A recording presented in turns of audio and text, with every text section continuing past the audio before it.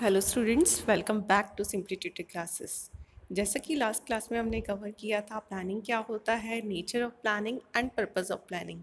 आज हम करेंगे need and importance of planning as well as process of planning. तो चलिए करते हैं नीड या इम्पोर्टेंस ऑफ प्लानिंग की बात करें तो सबसे पहले जो नीड है हमारी प्लानिंग की, to offset uncertainty and change, कि हमारी ऑर्गेनाइजेशन में कोई चेंज आ जाए तो उसका नेगेटिव इम्पैक्ट हमारी ऑर्गेनाइजेशन पर ना पड़े। उसके लिए पहले से ही हमारे पास प्लान रेडी होना चाहिए कि अगर ये सिचुएशन अराइज हुई तो इस प्लान को इम्प्लीमेंट करके हम इसके नेगेटिव इम्पैक्ट से बच सकते हैं। तो अनसर्टेनिटी और चेंज को रिड्यूस करने के लिए हमें किसकी ज़रूरत पड़ती है? प्लानिंग की। Next point, to focus attention on organisational objective. Organisational objective या किसी भी ऑब्जेक्टिव को हम तब तक नहीं पा सकते जब तक हमारे पास एक डेफिनेट, एक रिलायबल प्लान रेडी ना हो। तो कंपनी के ऑब्जेक्टिव्स अचीव करने के लिए, चाहे वो प्रॉफिट मेकिंग हो, चाहे वो सेल को इंक्रीज करना हो, चाहे कंपनी की इमेज मार्केट में बनाना हो, उसके लिए एक डेफिनेट और स्ट्रॉन्ग प्लान का होना ज़रूरी होता है। Next, to utilize resource availability. हमारे पास जितने भी रिसोर्सेज अवेलेबल हैं उन्हें अच्छे से यूटिलाइज करने के लिए भी प्रॉपर प्लानिंग होनी चाहिए कि हमारे पास जितने रिसोर्सेज हैं कम से कम रिसोर्सेज को बेटर तरीके से यूटिलाइज करना, that is also the objective of planning. Next, to increase organizational effectiveness. हम अपने ऑर्गेनाइजेशन की एफिशिएंसी और इफेक्टिवनेस कैसे इंक्रीज कर सकते हैं? अगर हमारे पास एक डेफिनेट और स्ट्रॉन्ग प्लान रेडी होगा। Next, to provide sense of direction. Sense of direction का क्या मतलब है? कंपनी ने कैसे काम करना है, किस डायरेक्शन में, कौन करेगा, क्या क्या स्टेप्स फॉलो होंगे। तो एक डायरेक्शन प्रोवाइड करने के लिए काम को कि कैसे चलेगा, कितने दिन में पूरा होगा, कितनी कॉस्ट लगेगी, उसके लिए भी प्लान की ज़रूरत होती है। Next, to increase innovation and creativity, आज innovation is very necessary to survive in today's environment. तो इनोवेशन और कुछ नया करने के लिए भी प्लानिंग का होना ज़रूरी होता है, और वो भी strong planning. To guide decision making, decision होते हैं हमारे पास, ये करें ना करें, तो उसके लिए भी अगर हमारे पास प्रॉपर प्लान्स होंगे तो हम एक अच्छा डिसीजन चूज कर सकते हैं। Next, to reduce uncertainty and risk, कुछ अनसर्टेन ना हो जाए। अनसर्टेनिटी क्या होता है कि हमें प्रॉफिट हो भी सकता है, नहीं भी हो सकता। तो नहीं होने वाली चीज़ को रिड्यूस करने के लिए हमारे पास एक स्ट्रॉन्ग प्लान होना ज़रूरी होता है, और ये हमारी इम्पोर्टेंस होती है कि अगर प्लानिंग होगी हमारी अच्छे से तो हम रिस्क को रिड्यूस कर सकते हैं। तो चलिए बढ़ते हैं अब प्रोसेस ऑफ प्लानिंग की साइड। तो सबसे पहले हम प्लानिंग प्रोसेस की बात करें तो परसेप्शन ऑफ अपॉर्चुनिटी। सबसे पहले हमने क्या करना है? अपॉर्चुनिटीज़ देखना है कि कंपनी के पास आने वाले टाइम में कौन कौन सी अपॉर्चुनिटीज़ अवेलेबल होंगी, कौन सी अपॉर्चुनिटी का फ़ायदा कंपनी उठा सकती है। Next, establishment of objective. एक बार अपॉर्चुनिटीज़ आ गई उसके बाद कंपनी ने क्या करना है? अपने ऑब्जेक्टिव सेट करने हैं। वो ऑब्जेक्टिव आपके ऑर्गेनाइजेशनल लेवल पर भी होने चाहिए, यूनिट ऑब्जेक्टिव भी होने चाहिए, ठीक है।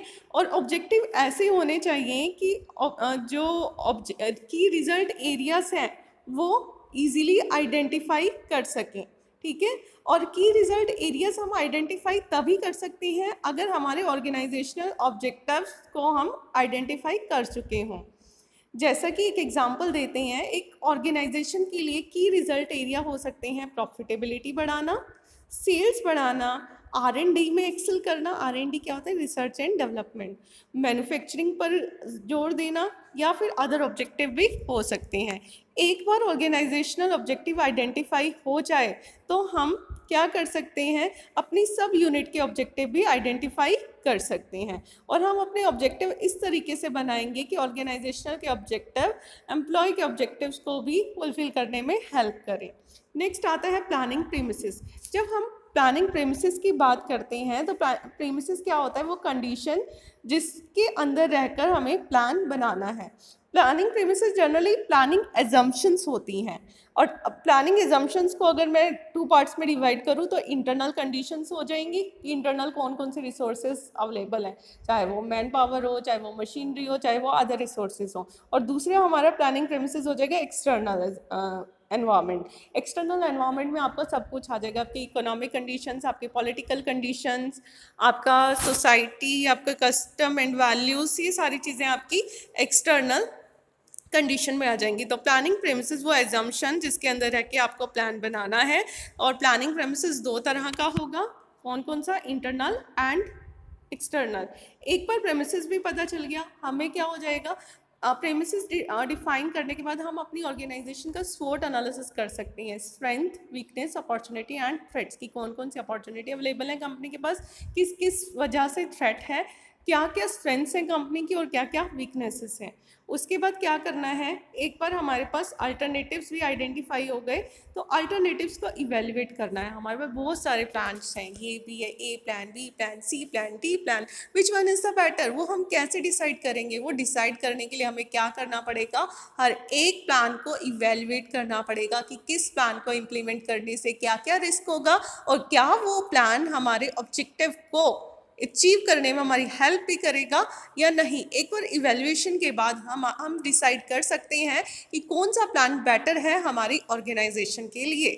ठीक है, इवेल्युएट कर लिया, इवेल्युएट के बाद सिलेक्शन इजी है, हमें पता है A plan is better than B and B plan is better than C and D plan is सबसे बेकार वाला। ठीक है, तो हमने कौन सा प्लान चूज करना है, ए वाला। तो इवेल्युएशन के बेस पर हमने क्या कर लिया, अल्टरनेटिव जो भी हमारा है अपने अल्टरनेटिव को चूज कर लिया। एक बार अल्टरनेटिव चूज कर लिया, पर हमें ये नहीं एक ही प्लान पर रिलायबल नहीं रहना, कहीं उस प्लान में कोई खामी ना रह जाए कि वो प्लान फेल हो जाए। उसके लिए हमें क्या करना है, सपोर्टिंग प्लान को भी रेडी रखना है कि इन केस हमारा ए प्लान फेल हो गया तो हमारे पास साथ के साथ एक सपोर्टिंग प्लान रेडी हो कि हमने उसे हटाया तो दूसरे को हम इम्प्लीमेंट कर देंगे। लास्ट पॉइंट क्या हो जाएगा, एस्टेब्लिशिंग सीक्वेंस ऑफ एक्टिविटी। फिर उसके बाद क्या काम सबसे पहले करना है, क्या काम बाद में करना है, थर्ड टास्क क्या होगा, टास्क का सीक्वेंस हमें आइडेंटिफाई करना है। तो इसके साथ ही हमारा प्लानिंग की नीड, इम्पोर्टेंस एंड प्रोसेस यहाँ ख़त्म होता है। Thank you so much.